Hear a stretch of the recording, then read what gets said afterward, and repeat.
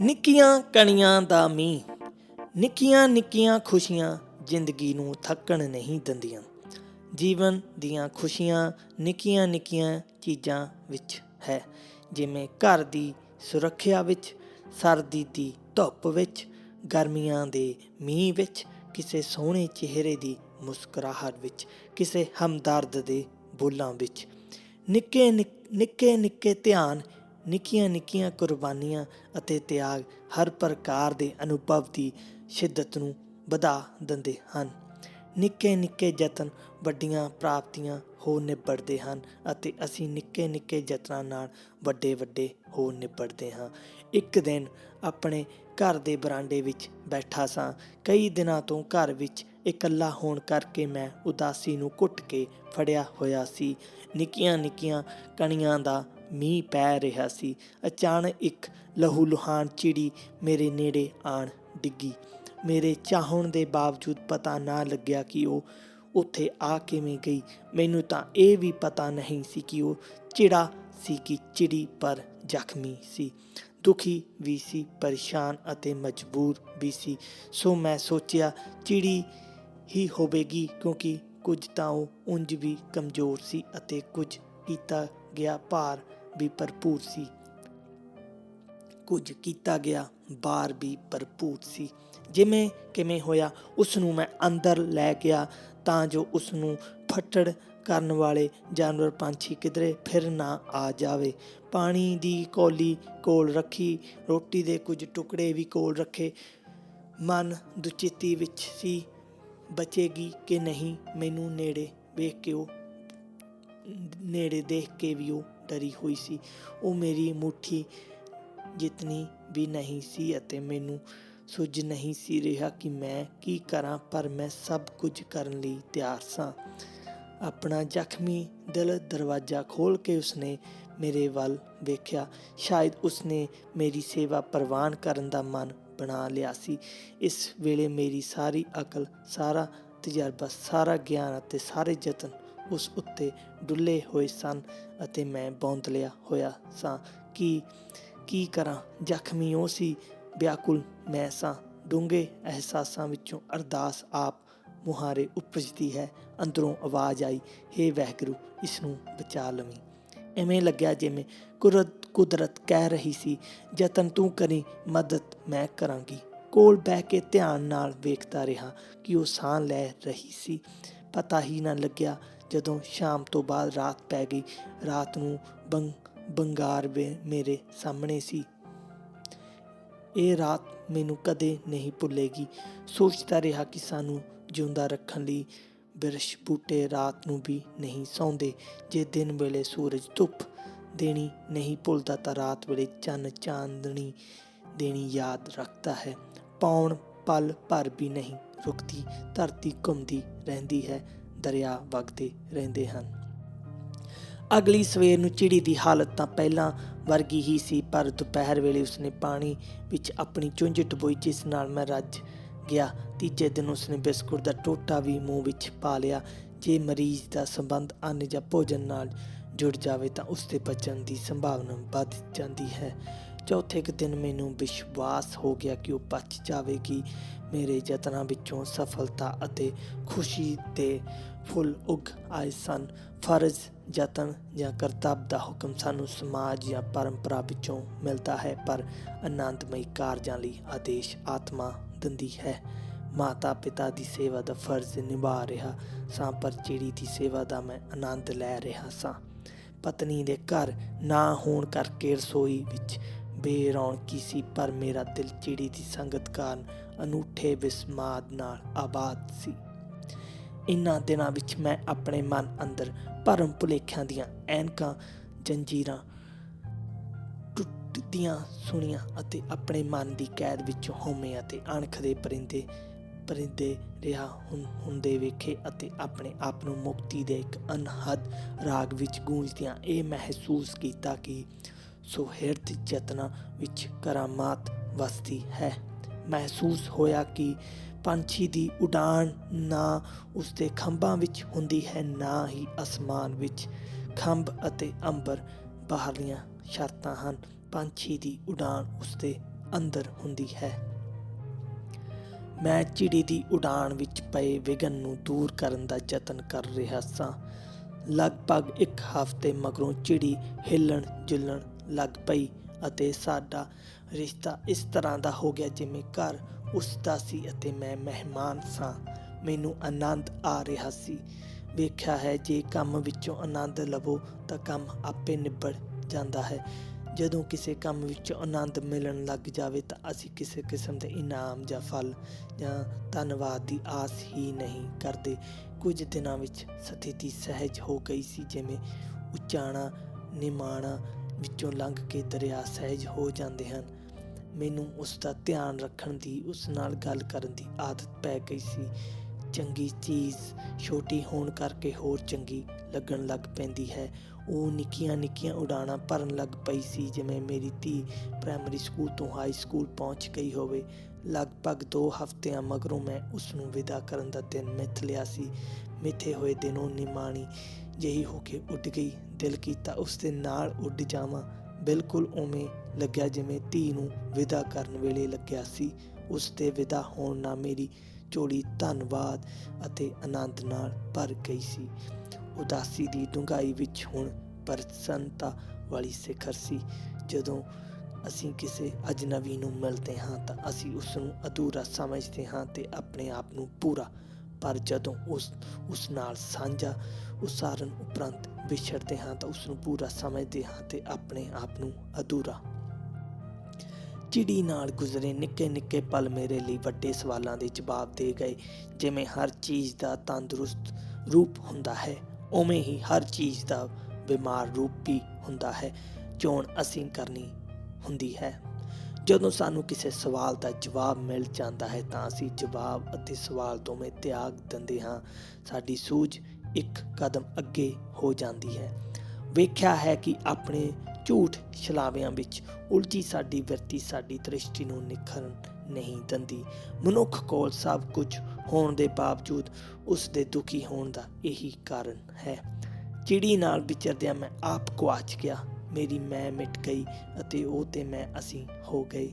ਉਸ ਦੀਆਂ ਮੁਸ਼ਕਲਾਂ ਵੇਖ ਕੇ ਮੇਰੀਆਂ ਆਪਣੀਆਂ ਮੁਸ਼ਕਲਾਂ ਪੁਲ ਥੱਲੋਂ ਪਾਣੀ ਵਾਂਗ ਲੰਘ ਗਈਆਂ। ਚਿੜੀ ਦੀਆਂ ਪਰੇਸ਼ਾਨੀਆਂ ਵਿੱਚ ਮੇਰੀਆਂ ਉਦਾਸੀਆਂ ਗੁਆਚ ਗਈਆਂ। ਮਹਿਸੂਸ ਕੀਤਾ ਕਿ ਸਬਰ ਸੰਤੋਖ ਨਾਲ ਕੀਤੀ ਮਿਹਨਤ ਦਾ ਰਾਹ ਲੰਮਾ ਹੈ, ਪਰ ਇਸ ਉੱਤੇ ਫਲਾਂ ਦੇ ਰੁੱਖ ਬਹੁਤ ਹਨ। ਜਿਹੜੇ ਰਸਤੇ ਛੋਟੇ ਲੱਗਦੇ ਹਨ ਉਹ ਰਸਤੇ ਨਹੀਂ ਹੁੰਦੇ। ਰਸਤਿਆਂ ਦਾ ਕੇਵਲ ਛਲਾਵਾਂ ਅਤੇ ਭਰਮ ਹੁੰਦੇ ਹਨ। ਜਦੋਂ ਕੁਦਰਤ ਦੇਣ ਲੱਗਦੀ ਹੈ ਤਾਂ ਕਿਸੇ ਹੋਰ ਵੱਲੋਂ ਦਿੱਤੇ ਜਾਣ ਦੀ ਜਗ੍ਹਾ ਹੀ ਨਹੀਂ ਬਚਦੀ। ਕੁਦਰਤ ਦਿੰਦੀ ਹੀ ਹੈ। ਮੀਂਹ ਵਾਂਗ ਲੈਣਾ ਸਿੱਖਣ ਦੀ ਲੋੜ ਹੈ। ਧਰਤੀ ਵਾਂਗ ਜਦੋਂ ਕੁਦਰਤ ਦਿੰਦੀ ਹੈ ਤਾਂ ਇਹ ਨਹੀਂ ਪੁੱਛਦੀ ਕਿ ਤੂੰ ਕਿਸ ਦਾ ਪੁੱਤਰ ਹੈ, ਤੂੰ ਕਿਸ ਦੀ ਧੀ ਹੈ। ਅਸੀਂ ਉਹ ਨਹੀਂ ਗਿਣਦੇ ਜੋ ਮਿਲਿਆ ਹੋਇਆ ਹੈ, ਉਹ ਹੀ ਗਿਣਦੇ ਹਾਂ ਜੋ ਮਿਲਿਆ ਨਹੀਂ। ਅਸੀਂ ਪਰਮਾਤਮਾ ਦਾ ਅਤੀਤ ਹਾਂ, ਪਰਮਾਤਮਾ ਸਾਡਾ ਭਵਿੱਖ ਹੈ।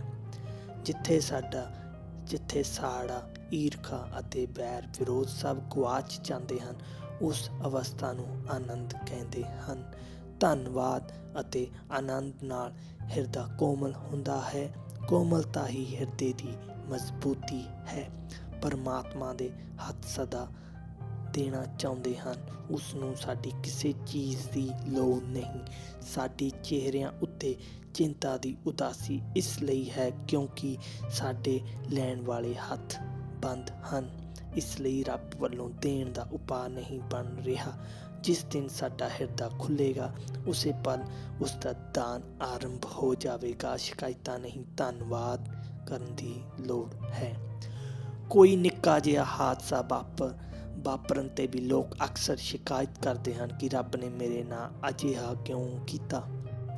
ਇੱਕ ਵਾਰੀ ਲਾਨ ਟੈਨਿਸ ਦੇ ਇੱਕ ਵਿਸ਼ਵ ਚੈਂਪੀਅਨ ਨੂੰ ਇੱਕ ਮਾਰੂ ਰੋਗ ਨੇ ਗ੍ਰਸ ਲਿਆ। ਉਸਦੇ ਪ੍ਰੇਮੀਆਂ ਦੇ ਲੱਖਾਂ ਖੱਤ ਆਏ, ਜਿਨ੍ਹਾਂ ਵਿੱਚੋਂ ਕਈਆਂ ਨੇ ਲਿਖਿਆ ਕਿ ਆਖਰ ਪਰਮਾਤਮਾ ਨੇ ਤੁਹਾਨੂੰ ਹੀ ਇਸ ਰੋਗ ਲਈ ਕਿਉਂ ਚੁਣਿਆ। ਉਸ ਚੈਂਪੀਅਨ ਦੇ ਜਵਾਬ ਵਿੱਚ ਡੂੰਘੀ ਸੂਝ ਦੇ ਝਲਕਾਰੇ ਸਨ। ਉਸਨੇ ਕਿਹਾ ਕਿ ਹਰ ਸਾਲ 5 ਲੱਖ ਨਵੇਂ ਲੋਕ ਟੈਨਿਸ ਖੇਡਣ ਦਾ ਯਤਨ ਕਰਦੇ ਹਨ। 50,000 ਖੇਡਦੇ ਰਹਿੰਦੇ ਹਨ। 5,000 ਖੇਡਣ ਵਿੱਚ ਨਿਪੁੰਨ ਹੋ ਜਾਂਦੇ ਹਨ। 500 ਮੁਕਾਬਲਿਆਂ ਲਈ ਚੁਣੇ ਜਾਂਦੇ ਹਨ। 50 ਅੰਤਰਰਾਸ਼ਟਰੀ ਪੱਧਰ 'ਤੇ ਪਹੁੰਚਦੇ ਹਨ। 5 ਅੰਤਲੇ ਮੁਕਾਬਲੇ ਵਿੱਚ ਭਿੜਦੇ ਹਨ ਅਤੇ ਇੱਕ ਵਿਸ਼ਵ ਚੈਂਪੀਅਨ ਬਣਦਾ ਹੈ।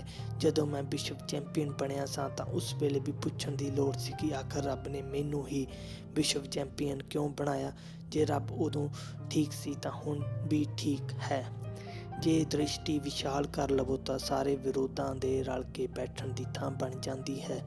ਜਿਵੇਂ ਵਿਸ਼ਾਲ ਸਟੇਡੀਅਮ ਵਿੱਚ ਵਿਰੋਧੀ ਟੀਮਾਂ ਅਤੇ ਉਹਨਾਂ ਦੇ ਹਮਾਇਤੀਆਂ ਲਈ ਵੀ ਖੁੱਲ੍ਹੀ ਥਾਂ ਹੁੰਦੀ ਹੈ।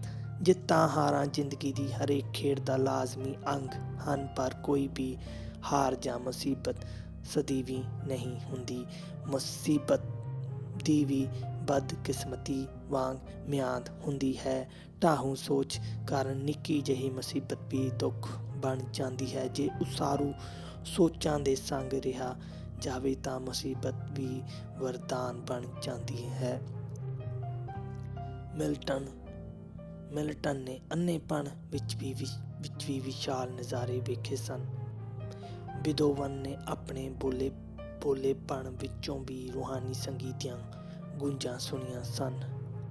ਕਦੇ ਵੀ ਹੌਸਲਾ ਨਾ ਛੱਡੋ, ਕਿਉਂਕਿ ਕਈ ਵਾਰੀ ਜੰਦਰਾ ਗੁੱਛੇ ਦੀ ਅਖੀਰਲੀ ਕੁੰਜੀ ਨਾਲ ਹੀ ਖੁੱਲ੍ਹਦਾ ਹੈ। ਕਦਮ ਭਾਵੇਂ ਨਿੱਕੇ ਹੀ ਹੋਣ, ਪਰ ਜੇ ਚੱਲਦੇ ਰਹਿਣ ਤਾਂ ਮਨੁੱਖ ਉਲਝਣਾਂ ਦੇ ਜੰਗਲ ਵਿੱਚੋਂ ਬਾਹਰ ਨਿਕਲ ਜਾਂਦਾ ਹੈ। ਇੱਕੋ ਕਦਮ ਨਾਲ ਸਿਖਰ 'ਤੇ ਪਹੁੰਚ ਜਾਣ ਦੀ ਕਾਹਲ ਹਮੇਸ਼ਾ ਨਿਰਾਸ਼ਤਾ ਉਪਜਾਉਂਦੀ ਹੈ। ਨਿਰਾਸ਼ਤਾ ਦੇ ਅਨੇਕਾਂ ਰੂਪ ਹਨ, ਜਿਵੇਂ ਪਾਣੀਆਂ ਤੋਂ ਬਿਨਾਂ ਦਰਿਆ, ਫਸਲਾਂ ਤੋਂ ਬਿਨਾਂ ਖੇਤ, ਸਾਂਝ ਤੋਂ ਬਿਨਾਂ ਰਿਸ਼ਤੇ, ਆਸ ਉਮੀਦ ਤੋਂ ਬਿਨਾਂ ਜੀਵਨ, ਹਮਦਰਦੀ ਤੋਂ ਬਿਨਾਂ ਸੇਵਾ ਅਤੇ ਪਿਆਰ ਤੋਂ ਸੱਖਣੇ ਘਰ। ਹਰੇਕ ਨਿਸ਼ ਨਾਲ ਡਾਕਟਰ ਕੋਲ ਜਾਣ ਦੀ ਲੋੜ ਨਹੀਂ। ਹਰੇਕ ਬੋਲ ਬੁਲਾਰੇ ਨਾਲ ਵਕੀਲ ਵੱਲ ਭੱਜਣ ਦੀ ਜ਼ਰੂਰਤ ਨਹੀਂ। ਪਰਿਵਾਰ ਦੀ ਇੱਕ ਮੁੱਠ ਸ਼ਕਤੀ ਨਾਲੋਂ ਕੋਈ ਮਜ਼ਬੂਤੀ ਵੱਡੀ ਨਹੀਂ ਹੁੰਦੀ। ਵੱਡਿਆਂ ਦਾ ਹੁਕਮ ਮੰਨੋ, ਛੋਟੇ ਤੁਹਾਡਾ ਹੁਕਮ ਮੰਨਣਗੇ। ਜੇ ਕਾਰ ਵਿੱਚ ਹਰੇਕ ਸਵਾਰੀ ਦੇ ਅੱਗੇ ਹੈਂਡਲ ਹੋਵੇ ਤਾਂ ਅਨੁਮਾਨ ਲਗਾਓ ਕਿ ਉਹ ਕਿਵੇਂ ਚੱਲੇਗੀ ਅਤੇ ਕਿੱਥੇ ਪਹੁੰਚੇਗੀ। ਸਬਰ, ਧੀਰਜ, ਖਿਮਾ ਅਤੇ ਕੁਰਬਾਨੀ ਬਿਨਾਂ ਪਰਿਵਾਰ ਸ਼ਕਤੀਸ਼ਾਲੀ ਨਹੀਂ ਬਣਦੇ। ਸਮਾਜ, ਦੇਸ਼ ਅਤੇ ਸੰਸਾਰ ਪਰਿਵਾਰ ਦਾ ਹੀ ਵਿਸਥਾਰ ਹਨ। ਪਰਿਵਾਰ ਵਿੱਚ ਪਿਤਾ ਪਾਣੀਆਂ ਵਾਂਗ ਲੰਮੇ ਵਹਿਣਾਂ ਵਿੱਚ ਬੋਲਦਾ ਹੈ ਅਤੇ ਮਾਂ ਹਵਾ ਦੇ ਨਿੱਕੇ ਨਿੱਕੇ ਹਵਾਲਿਆਂ ਨਾਲ ਗੱਲ ਕਰਦੀ ਹੈ। ਪਰਿਵਾਰਾਂ ਅੰਦਰੋਂ ਜਦੋਂ ਸਾਡੇ ਵਿਰੋਧ ਅਤੇ ਈਰਖਾ ਕਾਰਨ ਸੁੰਨ ਵਰਤ ਜਾਂਦੀ ਹੈ ਤਾਂ ਅਸੀਂ ਆਲੇ ਦੁਆਲੇ ਨੂੰ ਮਹਿੰਗੀਆਂ ਚੀਜ਼ਾਂ ਦੀ ਆਰਜ਼ੀ ਰੌਣਕ ਨਾਲ ਭਰਨ ਦਾ ਅਸਫਲ ਉਪਰਾਲਾ ਕਰਦੇ ਹਾਂ। ਦੁਰਭਾਗਵਸ਼ ਬੇਸਬਰਾ ਅਜੋਕਾ ਮਨੁੱਖ ਰੱਬ ਤੋਂ ਨਹੀਂ ਡਰਦਾ, ਨਿੱਕੀਆਂ ਨਿੱਕੀਆਂ ਬਿਮਾਰੀਆਂ ਤੋਂ ਡਰਦਾ ਹੈ। ਨਿਰਸੰਦੇਹ ਸਬਰ ਆਪਣਿਆਂ ਤੋਂ ਨੀਵਿਆਂ ਨੂੰ ਵੇਖ ਕੇ ਹੀ ਆਵੇਗਾ। ਹਰੇਕ ਵਿਅਕਤੀ ਇੱਕੋ ਵੇਲੇ ਉਸ ਕਿਸੇ ਤੋਂ ਉੱਚਾ ਵੀ ਹੁੰਦਾ ਹੈ ਅਤੇ ਕਈਆਂ ਤੋਂ ਨੀਵਾਂ ਵੀ ਹੁੰਦਾ ਹੈ। ਵਾਸਤਵ ਵਿੱਚ ਛੋਟੇ ਤੇ ਵੱਡੇ ਦਾ ਅੰਤਰ ਸਾਡੀ ਕਲਪਨਾ ਵਿੱਚ ਹੈ। ਬੂੰਦ ਅਤੇ ਸਾਗਰ ਇੱਕ ਹੀ ਹਨ, ਕੰਕਰ ਅਤੇ ਪਹਾੜ ਇੱਕ ਹੀ ਹਨ, ਕਣੀ ਅਤੇ ਮੀਂਹ ਇੱਕ ਹੀ ਹਨ। ਨਿਰਸੰਦੇਹ ਸਭ ਤੋਂ ਵੱਡਾ ਬੋਝ ਦੁੱਖ ਅਤੇ ਉਦਾਸੀ ਦਾ ਹੁੰਦਾ ਹੈ, ਪਰ ਜ਼ਿੰਦਗੀ ਵਿੱਚ ਸਭ ਤੋਂ ਵੱਡੀ ਵੰਗਾਰ ਇਹ ਸਵੀਕਾਰ ਕਰਨ ਵਿੱਚ ਹੈ ਕਿ ਅਨਿਆਈ ਜੀਵਨ ਦਾ ਭਾਗ ਹੈ ਅਤੇ ਅਮੀਰੀ ਗਰੀਬੀ ਜ਼ਿੰਦਗੀ ਦਾ ਯਥਾਰਥ ਹਨ। ਗਰੀਬੀ ਛੋਟੇ ਘਰ ਵਿੱਚ ਰਹਿਣ ਨੂੰ ਨਹੀਂ, ਛੋਟੀ ਦੁਨੀਆ ਵਿੱਚ ਛੋਟੀਆਂ ਸੋਚਾਂ ਨਾਲ ਰਹਿਣ ਨੂੰ ਕਹਿੰਦੇ ਹਨ। ਵਖਰੇਵਿਆਂ ਨੂੰ ਸਵੀਕਾਰ ਕਰਨ ਨਾਲ ਦ੍ਰਿਸ਼ਟੀ ਵਿਸ਼ਾਲ ਹੁੰਦੀ ਹੈ। ਕੁਝ ਅਰਸਾ ਪਹਿਲਾਂ ਸੰਯੁਕਤ ਰਾਸ਼ਟਰ ਵੱਲੋਂ ਇੱਕ ਸਰਵੇਖਣ ਲਈ ਵੱਖਰੇ ਵੱਖਰੇ ਮਹਾਂਦੀਪਾਂ ਵਿੱਚ ਵਸਦੇ ਲੋਕਾਂ ਤੋਂ ਪ੍ਰਸ਼ਨ ਪੁੱਛਿਆ ਗਿਆ ਸੀ ਕਿ ਤੁਸੀਂ ਬਾਕੀ ਦੇ ਸੰਸਾਰ ਵਿੱਚ ਭੋਜਨ ਦੀ ਥੁੜ ਬਾਰੇ ਆਪਣਾ ਮਤ ਪ੍ਰਗਟਾਉਣ ਦੀ ਕਿਰਪਾ ਕਰੋਗੇ। ਅਫਰੀਕਾ ਵਿੱਚ ਕਿਸੇ ਨੂੰ ਪਤਾ ਹੀ ਨਹੀਂ ਸੀ ਕਿ ਭੋਜਨ ਕੀ ਹੁੰਦਾ ਹੈ। ਪੱਛਮੀ ਯੂਰਪ ਵਿੱਚ ਕਿਸੇ ਨੂੰ ਪਤਾ ਹੀ ਨਹੀਂ ਸੀ ਥੁੜ ਕੀ ਹੁੰਦੀ ਹੈ। ਪੂਰਬੀ ਯੂਰਪ ਵਿੱਚ ਕਿਸੇ ਨੂੰ ਪਤਾ ਹੀ ਨਹੀਂ ਸੀ ਕਿ ਮਤ ਪ੍ਰਗਟਾਉਣਾ ਕੀ ਹੁੰਦਾ ਹੈ। ਏਸ਼ੀਆ ਵਿੱਚ ਲੋਕਾਂ ਨੇ ਕਿਹਾ ਕਿ ਕਿਰਪਾ ਕੀ ਹੁੰਦੀ ਹੈ। ਅਮਰੀਕਾ ਵਿੱਚ ਕਿਸੇ ਨੂੰ ਪਤਾ ਹੀ ਨਹੀਂ ਸੀ ਕਿ ਬਾਕੀ ਦਾ ਸੰਸਾਰ ਕੀ ਹੁੰਦਾ ਹੈ। ਹਰ ਵਰਤਾਰੇ ਸੰਬੰਧੀ ਹਰ ਮਹਾਂਦੀਪ ਦੀ ਸਥਿਤੀ ਵੱਖਰੀ ਹੈ। ਵਖਰੇਵੇਂ ਜ਼ਿੰਦਗੀ ਨੂੰ ਦਿਲਚਸਪ ਬਣਾਉਂਦੇ ਹਨ। ਵਖਰੇਵਿਆਂ ਕਾਰਨ ਹੀ ਪਰਿਵਰਤਨ ਵਾਪਰਦੇ ਹਨ। ਲੋੜ ਇਸ ਗੱਲ ਦੀ ਹੈ ਕਿ ਪਰਿਵਰਤਨ ਵਾਪਰੇ। ਜਿਨ੍ਹਾਂ ਸਮਾਜਾਂ ਅਤੇ ਦੇਸ਼ਾਂ ਵਿੱਚ ਪਰਿਵਰਤਨ ਵਾਪਰਦਾ ਹੈ ਉਹੀ ਵਿਕਾਸ ਕਰਦੇ ਹਨ, ਉਹੀ ਖੁਸ਼ਹਾਲ ਹੁੰਦੇ ਹਨ। ਜੇ ਮਨ ਖੁੱਲ੍ਹਾ ਰੱਖਿਆ ਜਾਵੇ ਤਾਂ ਕਈ ਵਾਰੀ ਪਰਿਵਰਤਨ ਕਰਾਮਾਤ ਵਾਂਗ ਵਾਪਰਦਾ ਹੈ। ਮੇਰੀ ਇੱਕ ਜਮਾਤਣ ਸੀ ਜਿਹੜੀ ਪੜ੍ਹਾਈ ਮੁਕਾਉਂਦਿਆਂ ਹੀ ਇੱਕ ਵੱਡੀ ਕੰਪਨੀ ਵਿੱਚ ਬੜੀ ਚੰਗੀ ਤਨਖਾਹ 'ਤੇ ਲੱਗ ਗਈ ਸੀ, ਪਰ ਉਸ ਬਾਰੇ ਇਹ ਗੱਲ ਬੜੀ ਅਜੀਬ ਸੀ ਕਿ ਉਹ ਕਦੇ ਖੁਸ਼ ਨਜ਼ਰ ਨਹੀਂ ਸੀ ਆਈ। ਉਸ ਨੂੰ ਮਿਲ ਕੇ ਹਰ ਕੋਈ ਉਦਾਸ ਹੋ ਜਾਂਦਾ ਸੀ। ਉਹ ਜਦੋਂ ਕਲਾਸ ਵਿੱਚ ਆਉਂਦੀ ਸੀ ਤਾਂ ਵਾਤਾਵਰਨ ਪੂਰਨ ਭਾਂਤ ਸੋਗੀ ਹੋ ਜਾਂਦਾ ਸੀ। ਉਸ ਦੀ ਸਨਕੀ ਬਿਰਤੀ ਅਤੇ ਸੋਗੀ ਦ੍ਰਿਸ਼ਟੀ ਗਿੱਧੇ ਨੂੰ ਸਿਆਪਾ ਬਣਾ ਦਿੰਦੀ ਸੀ। ਲੱਗਦਾ ਸੀ ਉਸ ਕੋਲ ਪ੍ਰਸੰਨ ਕਰਨ ਵਾਲੀ ਕੋਈ ਗੱਲ ਹੈ ਹੀ ਨਹੀਂ ਸੀ। ਉਹ ਆਪਣੇ ਮਾਪਿਆਂ ਦੀ ਇਕਲੌਤੀ ਸੰਤਾਨ ਸੀ। ਇਕਲੌਤੀ ਸੰਤਾਨ ਵਾਂਗ ਉਸ ਵਿੱਚ ਬਚਪਨ ਵਿੱਚ ਹੀ ਹਰੇਕ ਚੀਜ਼ ਬਾਰੇ ਸ਼ਿਕਾਇਤਾਂ ਲਾਉਣ ਅਤੇ ਨੁਕਸ ਕੱਢਣ ਦੀ ਆਦਤ ਪੈ ਗਈ ਸੀ। ਕੋਈ ਉਸ ਦੇ ਘਰ ਨਹੀਂ ਸੀ ਜਾਂਦਾ, ਨਾ ਹੀ ਕੋਈ ਉਸ ਨੂੰ ਆਪਣਾ ਘਰ ਬੁਲਾਉਂਦਾ ਸੀ। ਸੋ ਉਸ ਦੀ ਦ੍ਰਿਸ਼ਟੀ ਹੋਰ ਸੁੰਗੜਦੀ ਗਈ। ਸਮਝੌਤੇ ਦੀ ਬਿਰਤੀ ਤੋਂ ਬਿਨਾਂ ਵਿਆਹ ਸੰਭਵ ਨਹੀਂ ਹੁੰਦਾ, ਸੋ ਹੁਣ ਇਕੱਲੀ ਹੀ ਰਹਿੰਦੀ ਸੀ। ਇੱਕ ਵਾਰੀ ਮੈਂ ਉਸ ਦੇ ਵੱਡੇ ਸ਼ਹਿਰ ਗਿਆ, ਜਿੱਥੇ ਮੀਂਹ ਕਾਰਨ ਇੱਕ ਵੱਡੀ ਦੁਕਾਨ ਦੇ ਬਾਹਰ ਖਲੋਤਾ ਸਾਂ ਅਤੇ ਮੀਂਹ ਬੰਦ ਹੋਣ ਦੀ ਉਡੀਕ ਕਰ ਰਿਹਾ ਸਾਂ। ਪਤਾ ਨਹੀਂ ਕਿਵੇਂ ਅਤੇ ਕਿੱਥੋਂ ਉਹ ਜਮਾਤਣ ਆ ਗਈ। ਉਸ ਨੂੰ ਵੇਖਦਿਆਂ ਹੀ ਮੇਰਾ ਪਹਿਲਾ ਯਤਨ ਉੱਥੋਂ ਭੱਜ ਜਾਣ ਦਾ ਸੀ, ਕਿਉਂਕਿ ਉਸਨੇ ਢਹਿੰਦੀ ਕਲਾ ਦਾ ਦਾਜ ਵਿਖਾਉਣ ਲੱਗ ਪੈਣਾ ਸੀ, ਪਰ ਮੈਂ ਦੌੜ ਨਾ ਸਕਿਆ। ਉਸਨੇ ਪੁਰਾਣੇ ਰਿਸ਼ਤੇ ਦੇ ਦਾਅਵੇ ਅਤੇ ਦਾਈਏ ਨਾਲ ਮੇਰਾ ਹੱਥ ਫੜ ਲਿਆ, ਪਰ ਮੇਰੀ ਹੈਰਾਨੀ ਦੀ ਹੱਦ ਨਾ ਰਹੀ ਜਦੋਂ ਮੈਂ ਉਸਨੂੰ ਖੁਸ਼ੀ ਨਾਲ ਖਿੜੀ ਹੋਈ ਵੇਖਿਆ। ਮੈਂ ਕਿਹਾ, ਇੱਕ ਕੰਮ ਆਇਆ ਸਾਂ। ਕਹਿਣ ਲੱਗੀ, ਕੰਮ ਫੇਰ ਕਰ ਲਈ, ਆ ਰਲ ਕੇ ਖਾਣਾ ਖਾਈਏ। ਉਸ ਦੀਆਂ ਗੱਲਾਂ ਸੁਣ ਕੇ ਮੈਨੂੰ ਇੰਝ ਲੱਗਿਆ ਜਿਵੇਂ ਕੋਈ ਮਲਬਾ ਮੁੜ ਮਹਿਲ ਬਣ ਗਿਆ ਹੋਵੇ। ਉਸ ਦੇ ਚਿਹਰੇ 'ਤੇ ਖੁਸ਼ੀ ਵੇਖਣ ਦਾ ਇਹ ਮੇਰਾ ਪਹਿਲਾ ਤਜਰਬਾ ਸੀ। ਮੈਂ ਕਿਹਾ, ਮੀਂਹ ਪੈ ਰਿਹਾ ਹੈ। ਕਹਿਣ ਲੱਗੀ, ਇਸੇ ਦੁਕਾਨ ਤੋਂ ਛਤਰੀ ਖਰੀਦ ਲੈਂਦੇ ਹਾਂ। ਮੈਂ ਕਿਹਾ, ਇੱਥੇ ਕੋਈ ਟੈਕਸੀ ਨਹੀਂ। ਕਹਿਣ ਲੱਗੀ, ਤਾਂ ਕੀ ਹੋਇਆ, ਪੈਦਲ ਚੱਲ ਪਵਾਂਗੇ। ਮੈਂ ਹੈਰਾਨ ਸਾਂ ਕਿ ਇਸ ਸਦਾ ਸੋਗੀ ਜਮਾਤਣ ਵਿੱਚ ਇਹ ਪਰਿਵਰਤਨ ਕਿਵੇਂ ਵਾਪਰਿਆ। ਮੈਂ ਪੁੱਛਿਆ, ਤੂੰ ਇਤਨਾ ਬਦਲ ਕਿਵੇਂ ਗਈ? ਤੇਰੀ ਜ਼ਿੰਦਗੀ ਵਿੱਚ ਇਤਨਾ ਜੋਸ਼ ਕਿਵੇਂ ਉਪਜ ਪਿਆ? ਉਸਨੇ ਕਿਹਾ ਕਿ ਇੱਕ ਮੰਗਤੇ ਨੇ ਮੇਰੀ ਜ਼ਿੰਦਗੀ ਬਦਲ ਦਿੱਤੀ ਹੈ। ਇੱਕ ਮੰਗਤੇ ਨੇ? ਹਾਂ, ਇੱਕ ਮੰਗਤੇ ਨੇ, ਉਸਨੇ ਦੱਸਿਆ। ਇੱਕ ਬੁੱਢਾ ਮੰਗਤਾ ਮੇਰੇ ਘਰ ਦੇ ਸਾਹਮਣੇ ਸੜਕ ਦੇ ਦੂਜੇ ਪਾਸੇ 5 ਸਾਲ ਦੀ ਆਪਣੀ ਦੋਹਤੀ ਨਾਲ ਰਹਿੰਦਾ ਸੀ। ਮੈਂ ਆਪਣੀ ਬਚੀ ਹੋਈ ਦਾਲ ਰੋਟੀ ਉਸਨੂੰ ਦੇ ਦਿਆ ਕਰਦੀ ਸਾਂ। ਮੈਂ ਉਸ ਨਾਲ ਕਦੇ ਗੱਲ ਨਹੀਂ ਸੀ ਕੀਤੀ। ਮੌਨਸੂਨ ਦੇ ਆਰੰਭ ਵਿੱਚ ਇੱਕ ਦਿਨ ਸਵੇਰੇ ਜਦੋਂ ਮੈਂ ਆਪਣੇ ਸੌਣ ਵਾਲੇ ਕਮਰੇ ਦੀ ਬਾਰੀ ਵਿੱਚੋਂ ਵੇਖਿਆ ਤਾਂ ਪੈਂਦੇ ਮੀਂਹ ਨੂੰ ਕੋਸਣ ਲੱਗ ਪਈ। ਮੈਂ ਮੀਂਹ ਵਿੱਚ ਭਿੱਜ ਨਹੀਂ ਸਾਂ ਰਹੀ, ਪਰ ਫਿਰ ਵੀ ਮੀਂਹ ਨੂੰ ਕੋਸੀ ਜਾ ਰਹੀ ਸੀ। ਉਸ ਤੋਂ ਪਹਿਲੀ ਰਾਤ ਦੇਰ ਨਾਲ ਘਰ ਪਹੁੰਚਣ ਕਰਕੇ ਰੋਜ਼ ਵਾਂਗ ਮੈਂ ਉਹਨਾਂ ਮੰਗਤਿਆਂ ਨੂੰ ਖਾਣ ਪੀਣ ਵਾਲੀ ਕੋਈ ਚੀਜ਼ ਵੀ ਨਾ ਦੇ ਸਕੀ। ਮੇਰਾ ਖਿਆਲ ਹੈ ਕਿ ਉਸ ਰਾਤ ਉਹ ਭੁੱਖੇ ਹੀ ਸੁੱਤੇ ਹੋਣਗੇ, ਪਰ ਜੋ ਮੈਂ ਆਪਣੀ ਬਾਰੀ ਵਿੱਚੋਂ ਦੇਖਿਆ ਉਸ ਨੇ ਮੈਨੂੰ ਹੈਰਾਨ ਹੀ ਕਰ ਦਿੱਤਾ। ਮੀਂਹ ਕਾਰਨ ਸੜਕ ਉੱਤੇ ਆਵਾਜਾਈ ਨਾ ਹੋਣ ਕਰਕੇ ਨਾਨਾ ਦੋਹਤੀ ਖਾਲੀ ਸੜਕ 'ਤੇ ਖੇਡ ਰਹੇ ਸਨ। ਉਹ ਹੱਸ ਰਹੇ ਸਨ, ਤਾੜੀਆਂ ਮਾਰ ਰਹੇ ਸਨ, ਕਿਲਕਾਰੀਆਂ ਪਾ ਰਹੇ ਸਨ, ਜਿਵੇਂ ਮੀਂਹ ਉਹਨਾਂ ਦੇ ਨੱਚਣ ਵਾਸਤੇ ਹੀ ਪੈ ਰਿਹਾ ਸੀ। ਪੂਰੀ ਤਰ੍ਹਾਂ ਭਿੱਜੇ ਮਸਤੀ ਨਾਲ ਨੱਚਦੇ ਉਹ ਜ਼ਿੰਦਗੀ ਮਾਣ ਰਹੇ ਸਨ। ਉਹਨਾਂ ਦੀ ਰੀਝ ਨਾਲ ਮੈਨੂੰ ਸਾੜਾ ਹੋ ਰਿਹਾ ਸੀ। ਇਸ ਨਜ਼ਾਰੇ ਨੇ ਮੈਨੂੰ ਆਪਣੇ ਜੀਵਨ 'ਤੇ ਝਾਤ ਮਾਰਨ ਲਈ ਮਜਬੂਰ ਕੀਤਾ। ਮੇਰੇ ਕੋਲ ਜੀਵਨ ਮਾਣਨ ਦੇ ਸਾਰੇ ਸੁੱਖ ਸਾਧਨ ਸਨ। ਉਹਨਾਂ ਕੋਲ ਕੁਝ ਵੀ ਨਹੀਂ ਸੀ, ਪਰ ਉਹਨਾਂ ਕੋਲ ਜੀਵਨ ਮਾਣਨ ਦੀ ਭਰਪੂਰ ਖੁਸ਼ੀ ਸੀ, ਅਮਿਟਵਾਂ ਜੋਸ਼ ਸੀ ਅਤੇ ਦ੍ਰਿਸ਼ਟੀ ਵਿੱਚ ਖੁਸ਼ਹਾਲੀ ਸੀ। ਮੈਨੂੰ ਆਪਣੇ ਆਪ 'ਤੇ ਸ਼ਰਮ ਆਈ। ਮੈਂ ਉਸੇ ਵੇਲੇ ਪ੍ਰਣ ਲਿਆ ਕਿ ਅੱਜ ਤੋਂ ਮਗਰੋਂ ਮੇਰੀ ਜ਼ਿੰਦਗੀ ਨਵੇਂ ਰਾਹਾਂ 'ਤੇ ਨਵੇਂ ਦਿਸ-ਹੱਦਿਆਂ ਵੱਲ ਖੁਸ਼ੀਆਂ ਮਾਣਦੀ, ਖੁਸ਼ੀਆਂ ਵੰਡਦੀ ਚੱਲੇਗੀ। ਇਸ ਮੰਗਤੇ ਨੂੰ ਮੈਂ ਜ਼ਿੰਦਗੀ ਜਿਉਣ ਦੀ ਜਾਂਚ ਦੇ ਪੱਖੋਂ ਆਪਣਾ ਹੀਰੋ ਮਿਥ ਲਿਆ ਸੀ। ਹੁਣ ਮੈਨੂੰ ਹਰ ਚੀਜ਼ ਵਿੱਚੋਂ, ਹਰ ਹਾਲਤ ਵਿੱਚੋਂ, ਹਰ ਵਿਅਕਤੀ ਵਿੱਚੋਂ ਖੁਸ਼ੀ ਲੱਭਣ ਦਾ ਹੁਨਰ ਆ ਗਿਆ ਹੈ। ਮੇਰਾ ਹੀਰੋ ਮੰਗਤਾ ਤਾਂ ਮਰ ਗਿਆ ਹੈ, ਪਰ ਜ਼ਿੰਦਗੀ ਜਿਉਣ ਸੰਬੰਧੀ ਉਸ ਦਾ ਸਿਖਾਇਆ ਮੂਲ ਮੰਤਰ ਮੇਰੇ ਜੀਵਨ ਦੇ ਹਰ ਪਲ ਵਿੱਚ ਵਸਿਆ ਹੋਇਆ ਹੈ।